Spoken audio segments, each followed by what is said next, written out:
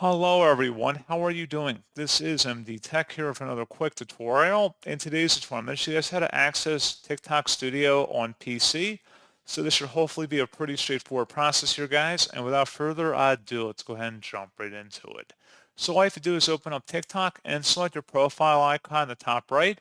And then you want to select where it says Creator Tools. Go ahead and open that up and select where it says View Analytics. And now you're basically into TikTok Studio. There may be alternative ways to access this page as well, but this is the gist. On the left side, you can see all of the main options you want to maybe look at, such as analytics, comments, post history, that sort of thing. So pretty straightforward process on that, guys. And as always, thank you for watching. I do hope I was able to help you out, and I do look forward to catching you all in the next tutorial.